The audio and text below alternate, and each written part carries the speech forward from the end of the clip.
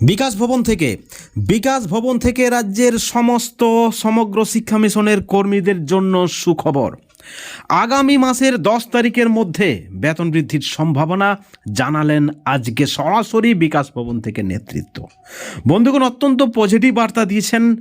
দীর্ঘদিনের বঞ্চনার অবসান এবং সমগ্র শিক্ষায় বেতন বৃদ্ধির একটা সম্ভাবনা। ইতিমধ্যেই শিক্ষামন্ত্রী বেতন বৃদ্ধির ফাইল পাস করেছেন এবং এসপিডি নিজ দায়িত্বে মুখ্যমন্ত্রীর দপ্তর থেকে বেতন বৃদ্ধির ফাইল পাস করিয়ে আনার আশ্বাস দিলেন।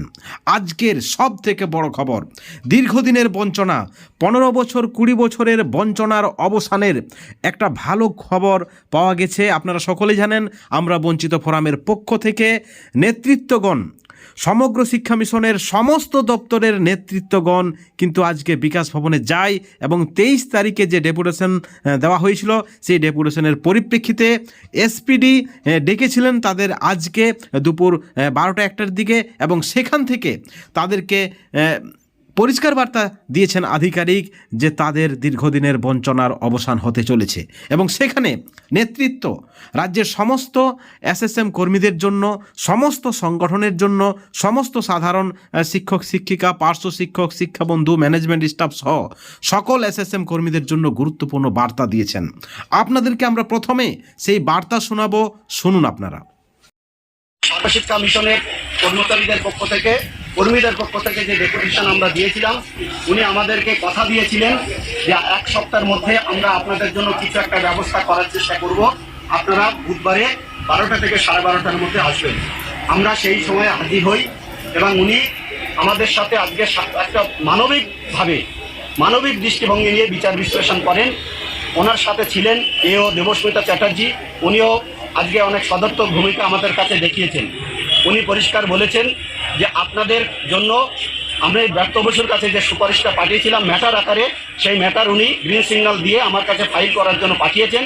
25/4 উনি আমাদের মাননীয় অধিকর্তা শুভ্র চক্রবর্তী, উনি 25 তারিখে 25/4/2025 সেই বেতন বৃদ্ধির ফাইল উনি পাঠিয়ে দিয়েছেন ব্রাত্য বসুর কাছে।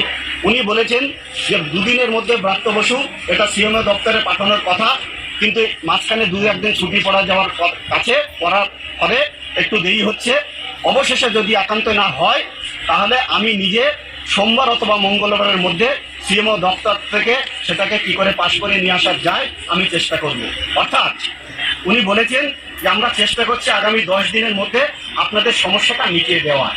আমরা বলেছি স্যার আমাদের সংসারটা চলছে না, পরিষ্কারভাবে আমরা বলেছি যে আগামী 10 তারিখের মধ্যে যদি আপনি আমাদের সমস্যাটা না মেটান তাহলে আমরা কি করব।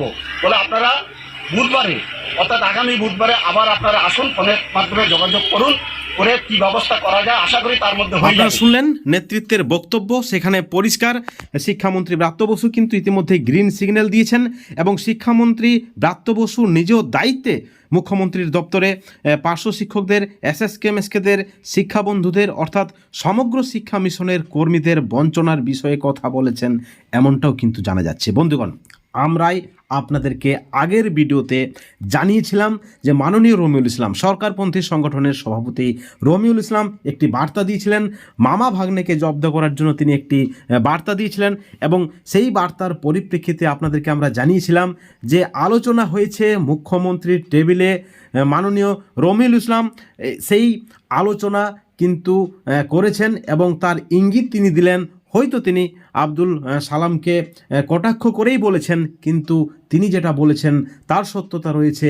আমরা খবর নিয়েছি অত্যন্ত ঘনিষ্ঠ রমিউল ইসলামের, তাদের কাছ থেকে আমরা খবর পেয়েছি যে মুখ্যমন্ত্রী পার্শ্ব শিক্ষকদের বিষয়ে এবং সমগ্র শিক্ষা মিশনের কর্মীদের বঞ্চনার বিষয়ে আলোচনা করেছেন এবং খুব শীঘ্রই বেতন বা ভাতা বৃদ্ধির একটা সম্ভাবনা রয়েছে।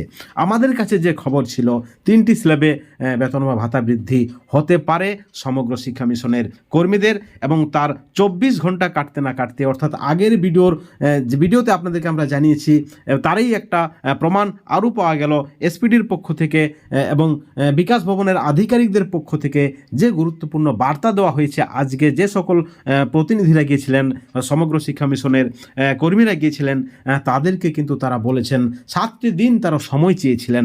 এবার পরিষ্কার তাদের জানিয়ে দেওয়া হয়েছে যে 2-1টি মাঝে ছুটি হওয়ার কারণে হয়তো দেরি হচ্ছে এবং তারা সর্বোচ্চ যে সময়টা নিয়েছেন আগামী মাসের 10 তারিখের মধ্যে আপনাদের দাবি পূরণ হয়ে যাবে। অর্থাৎ দাবি পূরণ বলতে একটাই বোঝায়, সেটা হচ্ছে সমগ্র শিক্ষায় উপযুক্ত পরিমাণে বেতন বা ভাতা বৃদ্ধি। বন্ধুগণ, আপনারা সকলে জানেন আমরা বঞ্চিত ফোরামের পক্ষ থেকে যে দাবিটা সবার আগে রাখা হয়েছে 1/3/2024 আদেশনামা অনুযায়ী পার্শ্ব শিক্ষকদের সমগ্র শিক্ষা মিশনের কর্মীদের বেতন দিতে হবে রাজ্য সরকারকে। অর্থাৎ মূল দাবি একটাই দাবি, মেন দাবি, সেটা হচ্ছে এই মুহূর্তে 2025-এর নিরিখে বেতন বা ভাতা বৃদ্ধি করতে হবে পার্শ্ব শিক্ষকদের, এসএসএম কর্মীদের। অর্থাৎ যে বঞ্চনা, সেই বঞ্চনার অবসান ঘটাতে হবে। এবং সেই সঙ্গে নেতৃত্বদের পক্ষ থেকে আরও গুরুত্বপূর্ণ যে বার্তা দেওয়া হয়েছে আপনাদের প্রত্যেকের শোনা উচিত, জানা উচিত বলে আমরা মনে করি।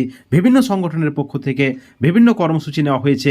কর্মবিরতি আপনারা দেখেছেন, প্রধান শিক্ষক মহাশয়ের পক্ষ থেকে পার্শ্ব শিক্ষকদের জন্য বিবৃতি আপনারা শুনেছেন, বিকাশ ভবন অভিযান আপনারা শুনেছেন, রাস্তায় নেমে আন্দোলন আপনারা দেখেছেন, হাইকোর্টে মামলা দেখেছেন, অর্থাৎ সরকারপন্থীদের আলোচনা দেখেছেন। অর্থাৎ বিভিন্ন যে কর্মসূচি কোথাও না কোথাও অত্যন্ত কাজে লেগেছে। আজকে দাবি আদায়ের ক্ষেত্রে প্রত্যেক কর্মসূচিরই কোনো না কোনো ভূমিকা রয়েছে বা থাকতে পারে, যেমনটা মনে করছেন নেতৃত্বরা। এবং এই পরিপ্রেক্ষিতে তাদের যে বার্তা, অত্যন্ত বড় বার্তা, সমস্ত ধরনের বিতর্ক আপনারা ভুলে যান।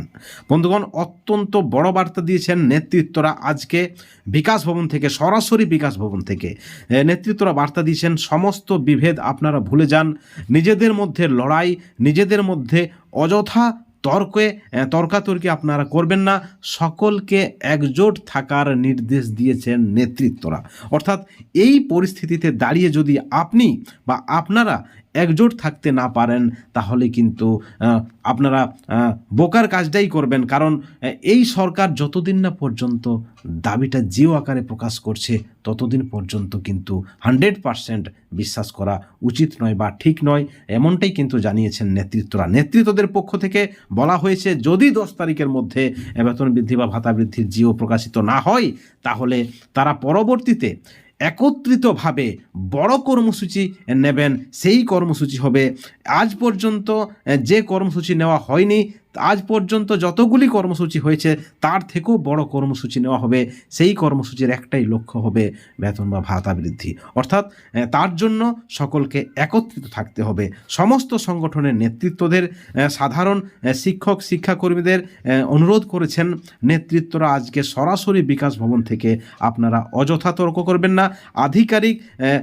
আধিকারিকরা নিজে বলেছেন যে তারা নিজে গিয়ে মুখ্যমন্ত্রীর দপ্তর থেকে বেতন বৃদ্ধির ফাইল তারা পাস করিয়ে নিয়ে আসবেন। অর্থাৎ ভালো খবর, পজিটিভ খবর। আপনারাও পজিটিভ চিন্তা ভাবনা রাখুন, পজিটিভ মাইন্ড নিয়ে চলুন এবং অযথা তর্ক বিতর্ক থেকে দূরে থাকুন।